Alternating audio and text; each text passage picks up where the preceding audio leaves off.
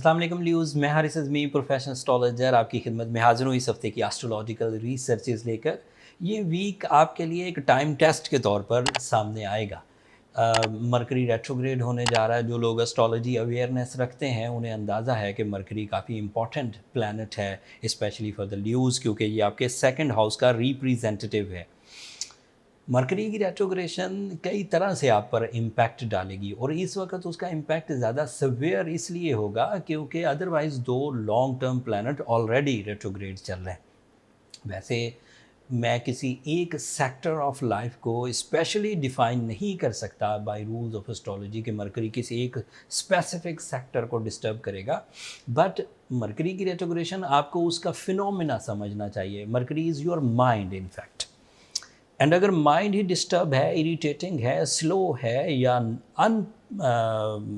वो क्या कह सकते हैं, डिसाइसिव है, अनडिसाइसिव, तो क्या हो रहा है कि उससे ज़िंदगी के तकरीबन ही हर शोबे में कुछ कमज़ोरियाँ आ सकती हैं। बट ये ऐसे ल्यूज़ के लिए है जिनके पास एक्सपीरियंसेस, नॉलेज या फिर विजडम ना हो, वो पहले ही एक लिमिटेड रिसोर्सेज से ज़िंदगी गुजार रहे हैं, उनको प्रॉब्लम आएगी। But otherwise people are safe and secure. Mercury की जो जर्नल फ्यूलिंग्स हैं वो माइंड स्किल्स, कंसंट्रेशन, आपके गुफ्तगू का अंदाज़, उसमें जो मैजिकल इम्पैक्ट होता है, फिर आपकी एजुकेशनल एक्टिविटीज़, आपका पब्लिक इमेज, ये मोस्टली इन सेक्टर्स पर काम करता है। इसमें क्रिएशंस भी आ जाती हैं, इसमें विजन भी आ जाता है, इसमें एक्यूरेसीज़ भी आ जाती हैं। मरकरी इज़ क्रिएटिंग एक्यूरेसी, बंदा इधर उधर के डिसीजंस नहीं लेता, एक्यूरेट होता है। अब जब वो डाउन होगा फॉर 24 डेज़ अप्रॉक्सीमेटली 11 ऑफ सितंबर से वो कमज़ोर हालत में जाएगा 2 सितंबर तक, तो वो सिर्फ आपके 2 शोबों को हिट करेगा, बाकी शोबों को आप मैनेज कर सकते हैं। ल्यूज़ आर स्ट्रॉन्ग एंड जो 3 अदरवाइज प्लैनेट्स हैं वो आपको फेवर कर रहे हैं। आपका रूलिंग प्लैनेट आपके लिए इस वक्त आपके सेकंड एंगल पर है, आपके लिए वीनस इस वक्त सेकंड एंगल पर है, आपके लिए मार्स इस वक्त सेकंड एंगल पर है। तो बिल्डर हजरात इसकी उलझन में नहीं फंसेंगे, इसकी उलझन में फंसेंगे बैंकर्स, स्टॉक एक्सचेंज वाले, money changers, teachers and scientist, उस तरह के लोग। इवन पॉलिटिशियंस इसमें बहुत फंसेंगे, उनका भी पब्लिक इमेज जो है वो मजरूह होगा, उनके मुंह से ऐसी बातें निकल सकती हैं जो उनके लिए बाद में रिग्रेट्स की वजह बने। एंड इस तरह इंडिविजुअल्स के लिए भी, ऐसा नहीं कि कोई पॉलिटिशियन नहीं है तो वो ये समझे कि मेरे मुंह से नहीं निकलेंगी, ये जल्दबाजी का उनसर पैदा होता है। मरकरी की रेट्रोग्रेशन भूली हुई यादों को वापस लाना शुरू कर देती है। मरकरी की रेट्रोग्रेशन ज़रा सी इरिटेटेड एटमॉस्फेयर को आपके ऊपर हावी कर देगी। किसी ने कुछ कह दिया, आपको ज़्यादा लगेगा, किसी ने आपकी तवक्कुआत के मुताबिक आपको रिस्पॉन्स नहीं दिया तो आप उसे फ़ील करने लगेंगे। These are the possibility during the Mercury retrogression. और इसकी सीवियरिटी सैटर्न की रेट्रोग्रेशन की वजह से, जुपिटर की रेट्रोग्रेशन की वजह से बढ़ जाएगी। अब टेक्निकल साइड देखें, मेरी तरफ से कुछ नहीं है, मैं सिर्फ इन्फॉर्मेशन दे रहा हूँ। Mercury retrograde, Saturn retrograde, Jupiter retrograde, sun अच्छा है, वीनस अच्छा है एंड मार्स अच्छा है।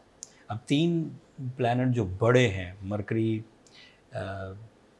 जुपिटर एंड सैटर्न, जब वो उल्टे चल रहे होंगे तो ये वीनस सन आपको ज़्यादा सेफ नहीं रख सकेंगे। लेकिन बहरहाल इस वक्त आपके लिए सपोर्टिव यही 3 प्लैनेट्स हैं। चाँद जो 7वां एक ऑब्जेक्ट है, उसके लिए आपको ज़्यादा सपोर्ट मिलती नहीं, वो सिर्फ जज्बाती कैफियत को सपोर्ट करता है और वो भी 2-2 ढाई-ढाई दिन के लिए, एंड फिर आगे चलता चला जाता है। वो तेज़ है, कुछ जल्दी जल्दी चेंज लाता है, इसलिए आप ही को ध्यान करना होगा अपनी एजुकेशनल साइड पर, अपनी जॉब साइड पर। स्विचिंग इस वक्त टोटली डिनाई करूँगा बीइंग अ प्रोफेशनल एस्ट्रोलॉजर। अगर आप टाइम बिहेवियर्स पर अपनी गहरी नज़र रखते हैं तो ये सीज़न आपको तीसरी दफ़ा इस साल सामने आया है। पहले भी ये 2 दफ़ा रेट्रोग्रेड हो चुका है, अब ये आखिरी दफ़ा रेट्रोग्रेशन है। अब 2022 में ये दोबारा रेट्रोग्रेड नहीं होगा। एंड रफ्ता रफ्ता हम इस रेट्रोग्रेशन से भी निकल जाएंगे, सैटर्न की एंड जुपिटर की भी। If you are strong and skilled, आप अपनी सलाहियतों और अपनी विल से ही, अपने इरादों की ताकत से ही अपने आप को भरपूर अंदाज से लेकर चल रहे हैं, तो परेशान होने की ज़रूरत नहीं। बट अगर कोई कॉम्प्लिकेशंस आ रही हैं, सोचने में डिफ़िकल्टीज़ हो रही है, दिमाग बिल्कुल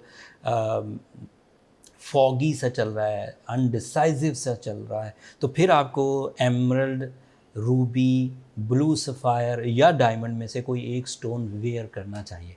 उससे आपको फ्रेंडली रेडिएशंस मिलेंगी जो आपकी स्ट्रेंथ को बूस्ट अप करेंगी with their catalyst behaviours. And साथ में सूर्य शम्स पढ़नी चाहिए 5 टाइम्स इन अ डे। वो आपके लिए स्पिरिचुअल ब्लेसिंग्स, खैर और बरकत की वजह बनेगा, जिससे डिफ़िकल्टीज़ दूर होंगी। सफ़ेद रंग की चीज़ें जुम्मे के दिन खैरात करने से वो भी रिकवरी हो जाएगी।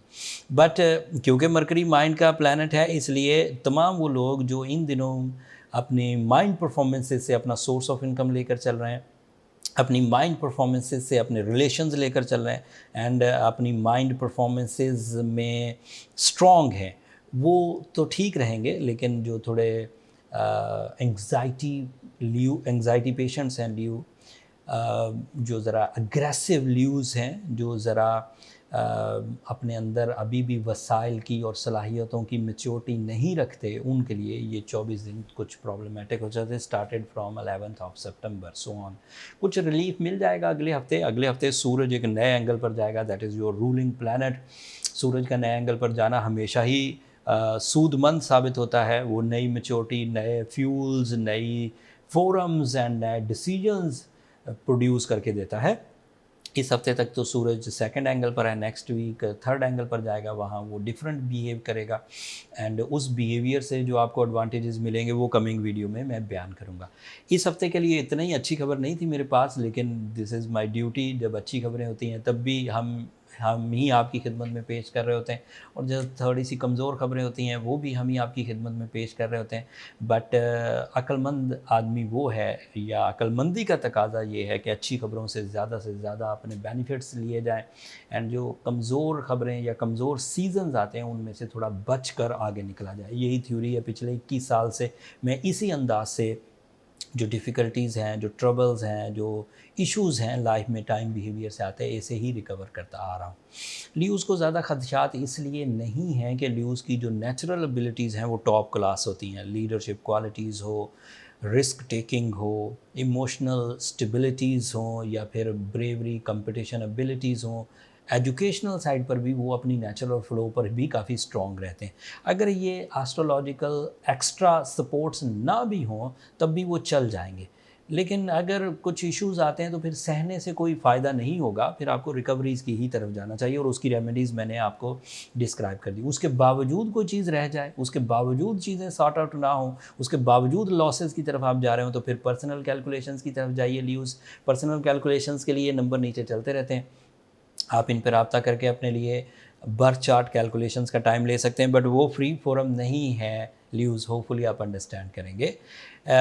ये इस हफ्ते की इन्फॉर्मेशन थी। अगले हफ्ते जब मज़ीद चेंजेस आएंगे वो भी तफसील आपकी खिदमत में बयान करूँगा। अगले हफ्ते तक के लिए मुझे इजाज़त दीजिए, लेकिन मेरी 2 दरख्वास्तें वो भूलिएगा नहीं।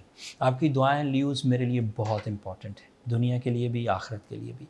सो अपनी दुआओं में मुझे और मेरी टीम को ज़रूर याद रखिएगा एंड चैनल को सब्सक्राइब करना मत भूलिएगा। आपकी सब्सक्रिप्शन हमारी हौसला अफजाई की वजह बनती है। अगले हफ्ते तक के लिए अल्लाह निगहबान।